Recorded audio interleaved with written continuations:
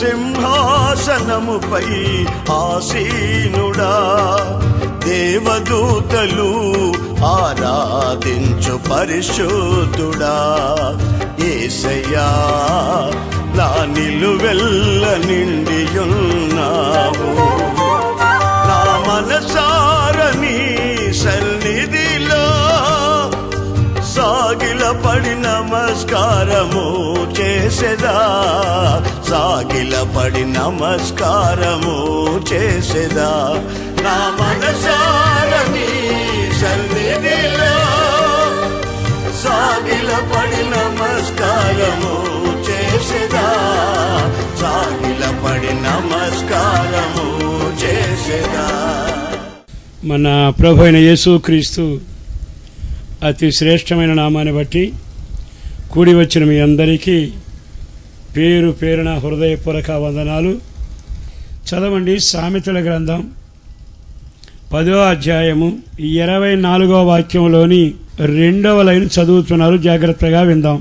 నీతిమంతులు ఆశించినది వారికి దొరుకును. ఈ దేవుని మాటలో స్పష్టంగా రాయబడింది ఏమిటంటే మీకు దొరుకును. నరుడు ఈ లోకంలో సంచరించినంత కాలం బహుగా ప్రయాసపడతాడు. అది దొరుకుతుంది, ఇది దొరుకుతుందని ఎంతగా ప్రయాసపడినా కొన్నిసార్లు మన జీవితంలో ఆశించింది దొరకదు. కొన్నిసార్లు ఆరోగ్యం ఉంది, ఆశిస్తాం కానీ దొరకదు. కొన్నిసార్లు పదవిని ఆశిస్తాం కానీ దొరకదు.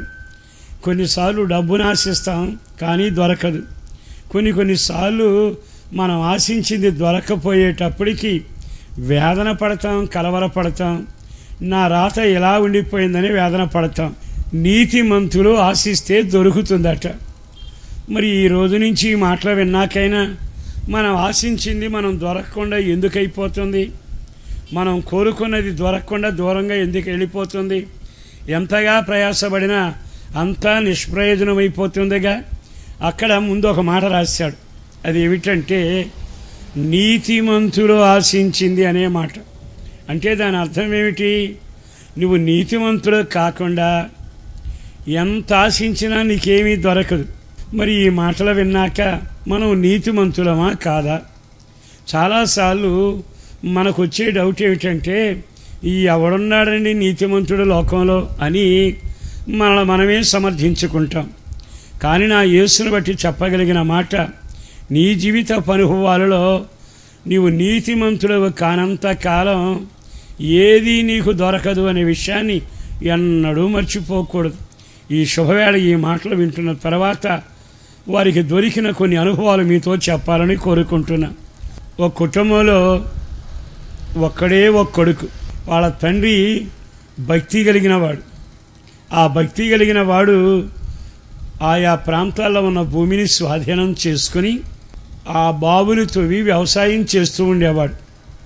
అతనికి వ్యవసాయం బాగా కలిసి వచ్చింది. కొంతకాలం అయ్యాక తండ్రి చనిపోయాడు. తండ్రి చనిపోయేటప్పటికీ ఒక్కడే కొడుకు. అతడు ఈ వ్యవసాయం చేయాలని ఆశించిన వాడే మొత్తం మీద ఆ వ్యవసాయంలో అడుగుపెట్టాడు. అప్పటికే చుట్టుపక్కల ఉన్న శత్రువులంతా అతగాని తేరి చూచి ఇతడు వ్యవసాయం చేస్తాడు అని మనసులో అనుకుని వాళ్ళు ఏం చేశారో తెలుసా? వాళ్ళ తండ్రి ఏ బావులనైతే నీటి కోసం తవ్వాడో వాటన్నిటినీ పూర్తి చేశాడు. అప్పుడు ఈ కుమారుడు లేచి మరలా నేను బావి తవ్వుతా, నేను మరలా నీటి ఓటలను చూస్తా అని తన పని వాళ్ళని పిలిచి 4 పక్కల తన ఆస్తికి పొలాల్లో ఉన్న బావుల్ని ఒక్కొక్కడి తవ్వడం మొదలుపెట్టాడు. తవ్వడం మొదలుపెడితే ఆ శత్రులు పరిగెత్తుకుంటా వచ్చి, ఇదిగో మీ తండ్రి పరదేశిగా ఇక్కడ వచ్చాడు, ఇది మీ ఊరు కాదు, ఇదంతా మా ఆస్తి, ఇది మీ ఆస్తి అని ఈ విధంగా చేసి మీ నాన్న చేశాడని మరలా నీవు బావిలో తవ్వుతుంటావా అని చెప్పి బావి తవ్వేదాకా కనిపెట్టి నీళ్లు చేతికొచ్చేటప్పటికి అడ్డం తిరిగి ఆ బావి మాదే అని గొడవ పెట్టుకున్నారు. నెమ్మదిగా వాళ్ళతో గొడవ పడలేక ఒక్కగానొక్క కొడుకు ఆ ప్రాంతాన్ని విడిచిపెట్టి మరో ప్రాంతానికి వచ్చి అక్కడ బావి తవ్వాడు. అక్కడ కూడా అలాగే జరిగింది. మరో చోటకు వచ్చి మరో బావి తవ్వాడు. అక్కడ నీళ్లు పడ్డాయి. తవ్వేదాకా చూసి నీళ్లు పడేటప్పటికి వాళ్ళు వచ్చి అడ్డం తిరుగుతూ వచ్చాడు. ఇక ఎంత ఏడ్చాడంటే ఏడ్చాడు. ఏడ్చి నేను ఒక్కడనే కొడుకుని, నాకా తండ్రి లేడు, నా ఆస్తి నేను అనుభవించకుండా వీళ్ళంతా ఇలా ప్రవర్తిస్తున్నారు అని చెప్పి ఆ రాత్రి ఏడ్చాడండి. భయంకరంగా ఏడ్చాడు. ఏడిస్తే అతడు ఆరాధన చేసే దేవుడు దిగివచ్చాడు. దిగివచ్చి అతనిని పలకరించి ఓ చక్కని మాట అన్నాడు. భయపడకుము, నేను నీ తండ్రికి దేవుడను, నేను నీకును దేవుడని, తప్పనిసరిగా నీకు నేను తోడై ఉంటాను, నిబ్బరం కలిగి ఉండు అని ఆ రాత్రి కల్లోకి వచ్చి దేవుడు మాట్లాడాడు. ఎప్పుడైతే అలా మాట్లాడాడో ఉదయాన్నే లేచి, దేవుడు నాకు తోడై ఉంటే ఇన్ని బావిలు తవ్వినప్పుడల్లా ప్రతి బావి నాదేనని వాళ్ళు దోచుకున్నారుగా. కానీ ఇక ఆ రోజు చేసేది లేక పని వాళ్ళని పిలిచి, ఇదిగో ఈ పక్కన బావి తవ్వండి అన్నాడు. వీళ్ళు నెమ్మదిగా వెళ్ళి బావి తవ్వడం మొదలుపెట్టారు. చిత్రం ఏమిటో తెలుసా? ఎప్పుడైతే బావి తవ్వడం మొదలుపెట్టారో ఆ రోజు శత్రులంతా బయలుదేరి తిన్నగా అతని దగ్గరికి వచ్చారు. ఆదికాండం 26వ అధ్యాయంలోని 26. అంతటా అబీమెలెకును అతని స్నేహితుడైన అహూజతును అతని సేనాపతి అయిన ఫికోలును గెరారు నుండి అతనికి వచ్చారు. అతని దగ్గరికి వచ్చేటప్పటికల్లా బాగా వినండి, అప్పటి వరకు బావి పూడ్చిన 3 వ్యక్తులు తిన్నగా అతగాడి దగ్గరికి వచ్చారు. అప్పుడు ఏమన్నాడో చదవండి. వారు నిశ్చయముగా యెహోవా నీకు తోడైయుండడు చూచితిమి గనుక మనకు అనగా మాకును నీకును మధ్యన ఒక ప్రమాణం ఉండవలనని చెప్పి అతనితో ఆ రోజున వారు సమాధాన పడ్డారు. ఆ సమాధాన పడినాక వెంటనే అతడేం చేశాడంటే విందు చేశాడు. విందు చేస్తే ఆ బావి పూడ్చిన శత్రువులు తిరిగి వచ్చి అతనితో సమాధాన పడి నెమ్మదిగా ఆ భోజనశాలలో కూర్చుని ఆ విందులో వాళ్ళంతా భోంచేస్తుండగా 32వ వాక్యం చదువుదాం. ఆ దినమందే ఇస్సాకు దాసులు వచ్చి తాము తవ్విన బావిని గూర్చి అతనికి తెలియచేసి మాకు నీళ్లు దొరికినవి. ఎన్నోసార్లు ఈ వాక్యాన్ని విన్నారు. మూలవాక్యం ఏమిటి? నీతిమంతులు ఆశించింది దొరుకును. ఇప్పుడు ఇస్సాకు ఆశించింది ఏమిటంటే నీళ్లు ఆశించాడు. నాకు నీళ్లు దొరకాలనుకున్నాడు. ఎన్ని ప్రయత్నాలు చేసినా అన్నీ విఫలమైపోయాయి. నోడిదాకా వచ్చిన సరుకు కాస్త చేదారిపోతూ వచ్చింది. తవ్విన బావి కాస్త పూడ్చబడుతూ వచ్చింది. అలాంటి భయంకరమైన పరిస్థితుల్లో ఇతడు ఎంత కుమిలిపోయాడో మనం చూస్తున్నాం. మూలవాక్యంలో రాయబడిన మాట నీతిమంతులు ఆశించినది. నీతిమంతులు ఎదురు చూస్తే ఆశ తీరేట్టుగా వాళ్ళు ఆశించింది దొరుకుతుంది. ఇస్సాకు ఆశించింది నీళ్లు. మరి ఈ రోజున అతనికి నీళ్లు మరలా దొరికాను అనే మాట మనం చదువుతున్నాం. నీతిమంతునికి ఉండే లక్షణాలు ఏమిటి? నేను అనుకుంటాను నీతిమంతుడని, మీరు అనుకుంటారు నీతిమంతులని. మన వాళ్ళు అనుకునేది ఏమిటంటే వాడికంటే నీతిమంతుడిని, వీడికంటే నీతిమంతుడిని, ఈ ఊళ్ళో వాళ్ళకందరికంటే నేనే నీతిమంతుడిని అని. కానీ నీతిమంతుడివైతే నీ ఆశ తీరాలిగా. నువ్వు నీతిమంతుడివైతే నీవు ఆశించింది దొరకాలిగా. నువ్వు నీతిమంతుడివైతే దేవుని మేలు నీకు జరగాలి కదా. మరి నీతిమంతుని లక్షణాలు ఎలా ఉంటాయి? ఇక్కడ బైబిల్లో ఓ చక్కని మాట రాశాడు. ఎంతమంది అతను కీడు చేసినా అతను చేసిన ఏకైక పని ఏమిటో తెలుసా? ఆ రాత్రి దేవుని దగ్గర బలిపీఠం ఎలుగెత్తి ఏడవడం మొదలుపెట్టాడు. మరి ఈ రోజున నీతిమంతులు అనుకున్న మనం ఏ రోజైనా ఏదైనా సమస్య వచ్చిన వెంటనే వ్యక్తులతో తగాదాలకు దిగుతున్నామా? దేవుని దగ్గరికి వెళ్ళి చెప్పుకుంటున్నామా? నీతిమంతుడు అంటే యేసుక్రీస్తు రక్తం ద్వారా కడగబడడం వల్ల నీతిమంతుడే అవుతావు. రెండవది, నీతిమంతునికి ఉండే అనుభవాలు ఏమిటయ్యా అని మనం చూస్తే అతడట ఎన్ని సమస్యలు వచ్చినా, ఎన్ని ఇరుకులు వచ్చినా 3 సార్లు బావి పూడ్చారు అంటే 3 బావులు తవ్వినాక అది వాళ్ళ సొంతం చేసుకున్నారంటే ఎంత వేదన ఉంటుందండి. నీతిమంతుని ఆశ భంగం కాదు అని బైబిల్లో ఉంది. భక్తిహీనుని ఆశ విఫలమవుతుంది అని బైబిల్లో రాస్తుంది. ఈ మాటలు విన్నాకైనా నేను ఆశించింది ఎందుకు జరగడం లేదు, నేను కోరుకున్న స్థలం నాకు ఎందుకు దొరకడం లేదు, నేను ఆశించినట్టుగా పిల్లలకు సంబంధం ఎందుకు దొరకడం లేదు, నేను ఆశించినట్టుగా వ్యాపారం ఎందుకు వర్ధిల్లడం లేదు. నీవు ఆశించినట్టుగా దొరకాలి అనుకుంటే నువ్వు ఏది ఆశించినా అది తప్పక దొరికేటట్టుగా నా దేవుడు చెయ్యగలిగేటట్టుగా నీవు నీతిమంతుడవై యేసు రక్తం ద్వారా మొదటగా కడగబడాలి. రెండవదిగా నువ్వు చేయగలిగింది, సమస్య వచ్చినప్పుడల్లా పోలీస్ స్టేషన్కి, సమస్య వచ్చినప్పుడల్లా పెద్దల దగ్గరికి, సమస్య వచ్చినప్పుడల్లా ఈ వాడకట్టు వీళ్ళంతా నా వాళ్ళు అనుకుంటూ పరిగెత్తగా జీవం కలిగిన దేవుని సన్నిధికి వెళ్ళి దేవుని సన్నిధిలో నీ కన్నీళ్లను కుమ్మరించి నీ హృదయాన్ని తెరచి ఆయనకు చెప్పుకుంటే ఆయన తప్పక నీ దగ్గరికి దిగి వచ్చి నీకేమో కావలసింది నీళ్లు. ఆయన ఏమన్నాడు తెలుసా? నీ తండ్రికి దేవుడను నీకు దేవుడను, నేను నీకు తోడై ఉంటాను. ఎంత చక్కని వాగ్దానం అండి. మరొక్క మాట కూడా కొంచెం ముందుకు చదివితే 32వ వాక్యంలో కబురు వచ్చింది. ఏమని వచ్చింది? ఆ దినమందే, మళ్ళా చెప్పాలి, నీవు నీ శత్రువుతో సమాధాన పడిన దినమందు, నీ శత్రువుకు నీవు విందు చేసిన దినమందు, నీ శత్రువును నువ్వు క్షమించిన దినమందు, కష్టకాలంలో దేవుని సన్నిధిలో మోకరించిన దినమందు, నీవు మనుషుల వైపు తిరగక దేవుని వైపు తిరిగి చేతులెత్తి ప్రార్థన చేశావే, ఆ దినమందే నీవు ఆశించింది నీకు దొరుకునగాక. వాళ్ళు వచ్చి చెప్పిన మాట ఏమిటి? చదవండి. ఆ దినమందే వచ్చి తాము త్రవ్విన బావిని గూర్చి అతనికి తెలియచేసి మాకు నీళ్లు దొరికినవి. ఆ దినమంది అని రాయకపోతే పరిశుద్ధాత్మదేవుడు మనకి ఈ మాట అర్థమయ్యేది కాదు. తవ్యాము దొరికాయి కాదు, ఆ దినమందే. ఆ ఒక్క మాట అండర్లైన్ చేసుకోనండి. ఈ రోజున సవాలుగా సేవకుడిగా నేను మీకు చెప్పగలిగిన మాట, ఈ దినమందే నాకు జవాబు కలగాలి అని ఆశించిన వారికి అద్భుతం జరుగునగాక. మరి ఈ రోజున అతనికి నీళ్లు కనబడ్డాయి. ఈ రోజున నీకు దొరకాల్సింది ఆరోగ్యమైన, ఉద్యోగమైన, ఒకవేళ చక్కని సంబంధమైన, చక్కని వ్యాపారమైన, ఆశించిన నివాసమైన, ఆరోగ్యకరమైన అనుభూతి అయినా ఏదైనా మీకు దొరకాలంటే అందుకు నువ్వు చేయవలసిన మొదటిది యేసు రక్తం ద్వారా కడగబడి నీ పాపాలు ప్రభు దగ్గర ఒప్పుకుని నీతిమంతుడిగా యేసు ద్వారా తీర్చిదిద్దబడవలసింది మొదటి అనుభవం. రెండవదిగా సమస్యలు వచ్చినప్పుడల్లా నువ్వు దేవుని ద్వారా విమోచించబడిన సహోదరుడా, సమస్య వచ్చినప్పుడల్లా అటు ఇటు పరుగులు తీయక బలిపీఠం మండించడం నేర్చుకోవాలి. దేవుని వైపు చేతులెత్తడం నేర్చుకోవాలి. దేవుని మందిరంలో అడుగుపెట్టడం నేర్చుకోవాలి.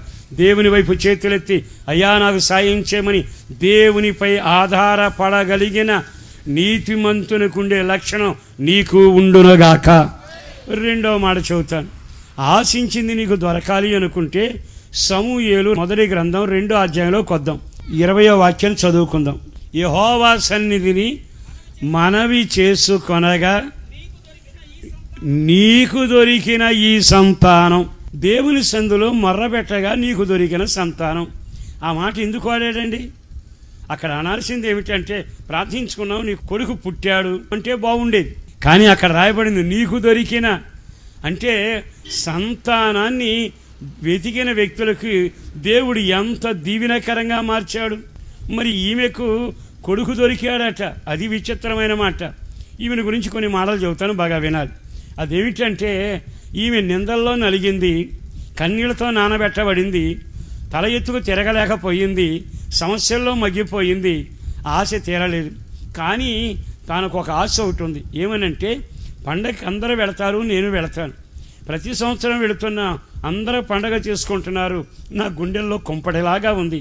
కనుక ఈ సంవత్సరం నేను దేవుని యొక్క సన్నిధికి పండగకి వెళ్ళాక అందరూ పండగలు చేసుకుంటూ, కొనుక్కుంటూ, బలర్పించుకుంటూ, తాను అనుభవించుకుంటూ, నిజంగా దేవుని సందులో వాళ్ళంతా రకరకాల కార్యక్రమాలు చేస్తూ ఉండవచ్చు. నేను మాత్రం నా దేవుని సన్నిధిలోనికి వెళ్ళి ఆయన పాదాల పట్టుకుని నాకు సంతానం అనుగ్రహించేటట్టుగా ఆయనకు మొర్రబెడతానని చెప్పి నెమ్మదిగా మొర్రబెట్టి ఎంతసేపు ప్రార్థన చేసిందంటే తన హృదయాన్నట నీళ్లు కుమ్మరించినట్టుగా కుమ్మరించింది. ఎప్పుడైతే నీళ్లు కుమ్మరించి ప్రార్థన చేస్తూ వచ్చిందో, వచ్చిన వెంటనే ఆ దైవజనుడు వచ్చి ఏమిటి మత్తుతో ఉన్నావనంటే, కాదయ్యా నా బాధంతా నా దేవుని దగ్గర చెప్పుకున్నాను. వెంటనే దైవజనుడు అన్నాడు, నీవు కోరినట్టే నీకు జరుగుతుంది, నీకు క్షేమమే కలుగుతుంది, వెళ్ళు అని చెప్పాడు. దైవజనుడు ఎప్పుడు ఆ మాట చెప్పాడో వెనువెంటనే ఈమె లేచి దేవునికి నమస్కరించి బయలుదేరి వెళ్ళిపోయింది. అక్కడ బాగా ఆలకించాల్సింది, ఈమె ప్రార్థన చేసినప్పుడు దొరికిన సంతానం. ఈ మాట మనసులో పెట్టుకోనండి. మన వ్యక్తిగత జీవితంలో మన నీతి ఎక్కడ కనబడాలి? మొదట కడగబడినప్పుడు కనబడాలి. రెండవది సమస్యలు వచ్చినప్పుడు దేవుని పట్టుకోవడంలో కనబడాలి. ప్రార్థన వలన నీవు నీతిమంతుడిగా తీర్చబడదుగాక. అంటే ప్రార్థన అవసరాలు తీర్చడమే కాదు, ప్రార్థన నేను నీతిమంతుడిగా మారుస్తుంది. అందుకే యేసుదేవుడు పలుసార్లు మెలకువగా ఉండి ప్రార్థన చేయండి, కనిపెట్టి ప్రార్థన చేయండి అని ఎన్నిసార్లు దేవుడు చెబుతూ వచ్చాడు. ఆయన సాయంకాలం అయితే తిన్నగా తోటగా వెళ్ళి రాత్రంతయు దేవుని దగ్గర ప్రార్థన చేసేవాడు. అదే మాదిరి నీకు నాకు ఉంచితే ఎల్లప్పుడూ నీ దేవుని దగ్గర ప్రార్థన చేయడం మొదలుపెట్టు. ప్రార్థన రంగరించి రంగరించి రంగరించి చివరికి నునుపైన రాయిగా చేసి నిన్నొక నీతిమంతుడిగా దేవుడే ప్రార్థన ద్వారా తీర్చులగాక. నీ జీవితంలో దేవుడే నిన్ను నీతిమంతుడిగా తీరిస్తే కాదనే వాళ్ళు ఎవరు? దేవుడే నిన్ను నీతిమంతుడంటే నువ్వు ఆశించింది దొరకకుండా ఏమవుతుంది? దండం పెట్టి చెప్పగలిగిన ఓ ఖచ్చితమైన మాట, ఇక మీదట మీ ప్రార్థనా బలిపీఠాలు మండునుగాక. ఈ రోజున నీ ఇంట్లో ప్రార్థన లేకపోతే, నీ జీవితంలో ప్రార్థన లేకపోతే, నీ జీవితంలో ఎన్ని ఆశించినా చాలాసార్లు మన వాళ్ళు లిస్టు రాస్తారు కానీ పనులు అవ్వవు.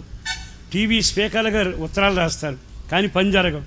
కనబడ్డ సేవకులతో ప్రార్థన చెప్పిస్తారు కానీ ఆశించింది దొరకదు. అప్పుడు ఏం దేవుళ్ళండి అని తేలిగ్గా మాట్లాడతారు. కానీ బైబిల్లో నీతిమంతుడు ఆశించింది దొరుకుతుందని ఉందిగా. హన్నాకు దొరికినట్టుగా, ఇస్సాకునకు దొరికినట్లుగా నీకు దొరకాలి అనుకుంటే నీవు నీతిపరుడు అనుభవానికి వచ్చేట్టుగా ప్రార్థనా జీవితంలో పెంచబడితే ఎంత దీవెనకరంగా ఉంటుంది. ఆ తర్వాత ఈ సమూయేలుని తీసుకెళ్లి దేవుని సన్నిధిలో నిలబెట్టింది. ఆమెకు ప్రార్థన వల్ల దొరికిన సంతానం. తీరా మందిరంలో వదిలిపెడితే అంత చిన్న వయసులోనట అతడు దేవుని సన్నిధిలో మోకరించెను అని రాయబడింది. ఆ మాట ఎంత ఆశీర్వాదకరమండి. అంటే దేవుని యొక్క సన్నిధిలో ప్రార్థనాపూర్వకంగా నీవు పొందిన నీ సంతానం ఎంత విలువైన ముత్యాలాగా మార్పు చెందుతాయి. ఈ రోజున పిల్లలను చూసి గుండెలు బాదుకునే వాళ్ళు ఎంతమంది ఉన్నారు? నా కర్మిలా కాలిపోయింది అనుకునే వాళ్ళు ఎంతమంది ఉన్నారు? అయినా ఈ రోజైనా మీ సంతానం దీవెనకరంగా నిన్ను చూసినప్పుడల్లా, నీ కుటుంబాన్ని చూసినప్పుడల్లా, నీ పిల్లలను చూసినప్పుడల్లా యెహోవా వలన దొరికిన సంతానం అని చెప్పగలిగేట్టుగా నీ బిడ్డలు ఉందురుగాక. మొదటి మాట అతను మోకరిల్లాడట. రెండవది చీకటబడేటప్పుడు దీపం ఆరిపోక మునిపే తలుపులు వేసి నెమ్మదిగా పడుకుంటే పరలోకానికి దేవుడు వచ్చి సమూయేలు సమూయేలు అని పేరు పెట్టి అతడితో పిలిచేవాడట. ఈ రోజున సమూయేలు మొదటేమో మోకరించిన వాడిగా ఉన్నాడు, రెండోదేమో ప్రభు స్వరం వినేవాడిగా ఉన్నాడు, మూడోది ఏమిటో తెలుసా? అతడు యాజకుల్లాగా ఇతడు చిన్న అంగీ వేసుకుని వారి మధ్యలో సేవ చేస్తూ తిరుగుతూ ఉన్నాడు. ఎంత ఆశీర్వాదకరమండి. చదవండి ఇర్మియా గ్రంథం 15వ అధ్యాయంలో కూడా మరొక మాట మీ జ్ఞాపకం చేస్తాను. 16 నీ మాటలు నాకు దొరకగా వాటిని భుజించి తిని, నీ మాటలు నాకు సంతోషమును నా హృదయమునకు ఆనందమును కలుగు చేయుచున్నవి. దేవుని మాటలు. టీవీ పెట్టండి, దేవుని మాటలు వస్తాయి. బైబిల్ తెరవండి, దేవుని మాటలు వినబడతాయి. సంఘానికి వెళ్ళండి, దేవుని మాటలు వినబడతాయి. కరపత్రలో దేవుని మాటలు వినబడతాయి. మాసపత్రిలో దేవుని మాటలు వినబడతాయి. ప్రతి నిత్యం దేవుని మాటలట ఆరబోసి విరబోసినట్టు మనకు అనుగ్రహించాడు. ఓ మాట చెప్పన, ఇశ్రాయేలుల కాలంలో దేవుని దూతలు తినే ఆహారం మన్నా ఉందే, అది వారి కోసం పాలెములో కుమ్మరించాడట. అది కొంతకాలమైనా కారిపోయింది, కొంతకాలమైనాక అయిపోయింది. కానీ ఇదిగో ఈ జీవం కలిగిన మాట ఇంచుమించు ఇప్పటి వరకు కుమ్మరించబడుతూనే ఉంది. ఈ జీవం కలిగిన మాటలు మీరు వింటే, వీటిని కానీ దాచుకుంటే, వీటిని కానీ గైకుంటే, వీటిని కానీ అనుభవిస్తే, వీటికి కానీ లోబడితే నిశ్చయముగా నీ జీవితంలో 2 కార్యాలు జరుగుతాయి. ఒక కార్యం ఏమిటో తెలుసా? ఈ మాటలు నువ్వు విన్నప్పుడును, గైకొనినప్పుడును, అంగీకరించినప్పుడును, వాటి ప్రకారం నడిచినప్పుడట ఆ పరలోకమందున్న దేవుడు నిన్ను చూచి, నా మాటలను పోగు చేసుకున్నాడు కదా, నా మాటలను గుండెల్లో దాచుకున్నాడు కదా, నా మాటలంటే చాలా ఆసక్తిగా విన్నాడు కదా, నా మాటల ప్రకారం నడుస్తున్నాడు కదా అని తన పేరట ఈ మాటలు పోగు చేసుకుని దాచుకున్నారే వాళ్ళకి ఆయన పేరు పెట్టాడట. మరి ఈ రోజున పరలోకమందున దేవుడు నీకు పేరు పెట్టడం అంటే నిలువు దోపిడిచ్చినా జరగదుగా, నీ ఆస్తి రాసినా జరగదుగా, నువ్వు ఎన్ని ఘనకార్యాలు చేసినా జరగదుగా. బాగా ఆలకించండి. ఈరోజు ఎందుకో పరిశుద్ధాత్మ దేవుడు నీకు దొరికే సంగతులు చెబుతున్నాడు. మొదటిది, జలగల ఒకటి దొరుకుతుంది, నీ జీవితం సస్యశ్యామలం అవుతుంది. రెండవది, నీ ప్రార్థన ద్వారా నీకు సంతానం దొరుకుతుంది. అది ఎక్కడ ఎవరు పొందనంత ఘనత కలిగిన సంతానంలాగా దేవుడు నీ సంతానాన్ని అభిషేకించి ఆకాశ నక్షత్రాలుగా చేస్తాడు. అట్టి కృప ఎక్కడ నీకు దొరుకునగాక. మూడవది ఏమిటో తెలుసా? దేవుని మాటలు వివరంగా వివరించబడతా ఉన్నాయి. నువ్వు ఎక్కడికి వెళ్ళినా దేవుని మాటలు విను. రెండో మాట ఏమి రాశాడు చదవండి తర్వాత వాక్యాన్ని.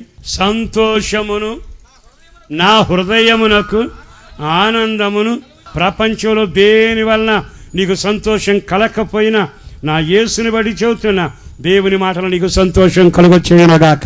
చివరికి ఒక్క వాక్యం చెప్పి ఆపేస్తాను. యెషయా గ్రంథం 55లో చాలా తేటగా రాయబడిన 6వ వాక్యం. యెహోవా మీకు దొరుకు కాలమందు ఆయనను వెదుకుడి. ఇక్కడ 4వది ఏమిటంటే యెహోవా మనకు దొరుకునగాక. యెహోవా మనకు దొరికితే ఏమవుతుంది? ఆయన దొరికే సమయంలో వెతకండి అంటున్నాడు. అంటే ఆయన దూరంగా ఉండడట. తనకు నిజముగా మొర్రబెట్టి వారందరికీ ఆయన సమీపంగా ఉండే దేవుడు.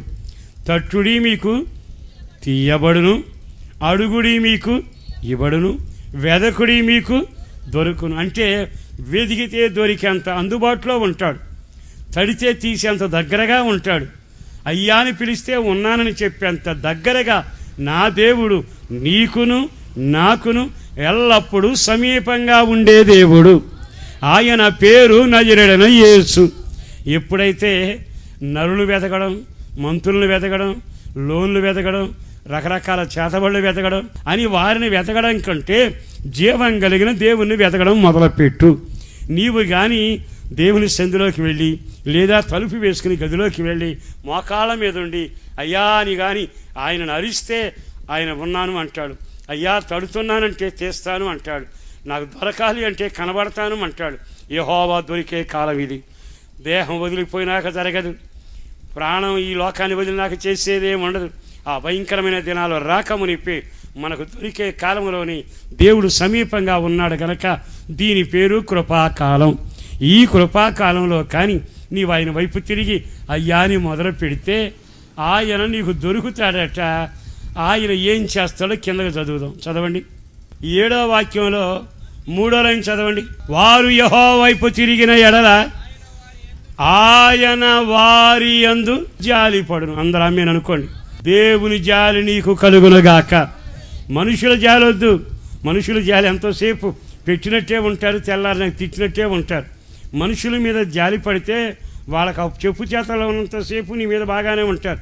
నువ్వు కొంచెం గట్టిగా మాట్లాడే రోజున వాడికి అంత చేశా ఇంత చేశానని భయంకరమైన శత్రువుగా మారిపోతాడు. నా యేసు కానీ నీ మీద జాలి పడితే అది ఎంత ఆశీర్వాదకరం. రెండవది ఏమిటి? ఆయన వైపు తిరిగితే నీకు క్షమాపణ దొరుకునుగాక.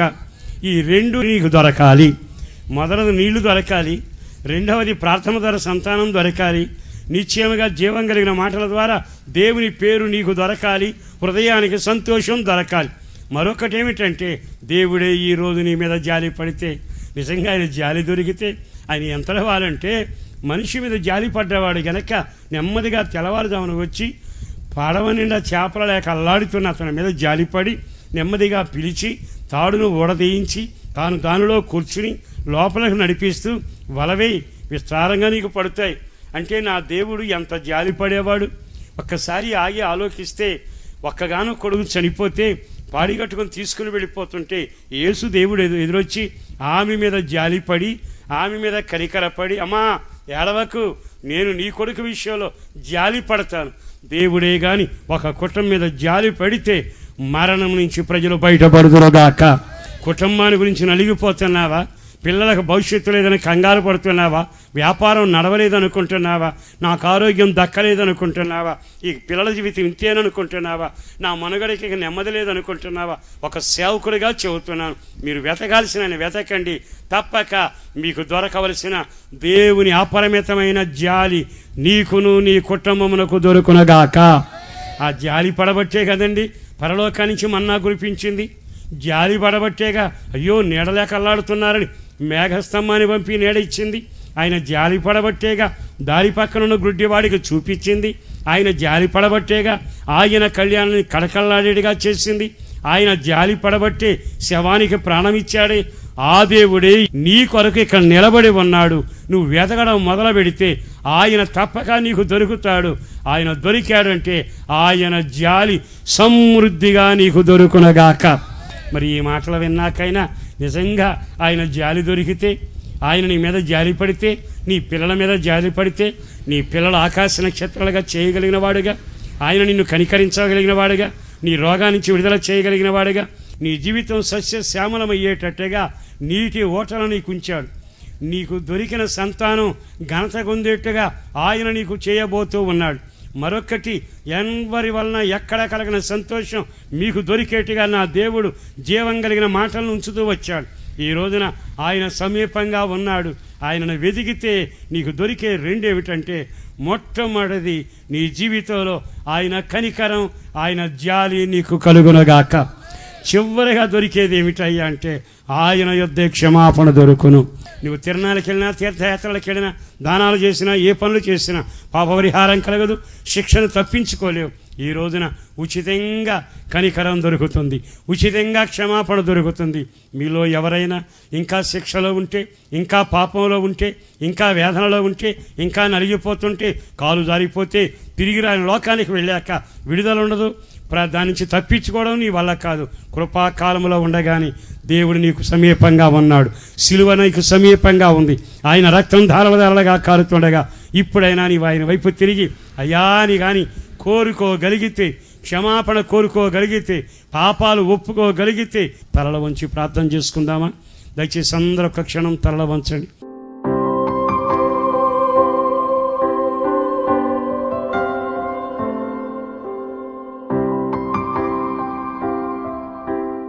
జీవాధిపతి వందనాలయ్యా, అపారమైన నీ ప్రేమ కొరకు ధన్యవాదాలు. ఎనలేని బలమైన ఘనమైన కార్యాలు చేసి చూపించిన దేవుడవు నీవు, అందుకు వందనాలు. హృదయపూర్వకంగా నీకు స్తుతులు చెల్లిస్తూ నీ సన్నిధిలో ఈ మాటలు వినడానికి కూడి వచ్చిన ప్రతి వారిని దీవించి నీ రెక్కల నీడలో భద్రపరిచి క్షేమాన్ని కలుగు చేయమని అట్టి ఘనకార్యం చేస్తున్నందుకు స్తుతి చెల్లిస్తూ యేసు శక్తి కలిగిన నామాన ప్రార్థించి వేడుచూ ఉన్నాము తండ్రి. ఆరాధనా సమయములు. మొదటి ఆరాధన ప్రతి ఆదివారం ఉదయం 8 గంటల నుండి 10 గంటల వరకు హౌసన్నా మందిర్, రామాయమ్మపేట జంక్షన్ రోడ్, నూజివీడ్ నందు జరుగును. రెండవ ఆరాధన ఉదయం 10 గంటల నుండి 1 గంట వరకు హౌసన్నా మందిర్, హనుమాన్ జంక్షన్ నందు జరుగును. మీ ప్రార్థనా వసతుల కొరకు మమ్ములను సంప్రదించవలసిన మా చిరునామా పాస్టర్ దేవదాస్ గారు, హౌసన్నా మందిర్, నూజివీడ్ రోడ్డు, హనుమాన్ జంక్షన్, కృష్ణా జిల్లా, ఆంధ్రప్రదేశ్.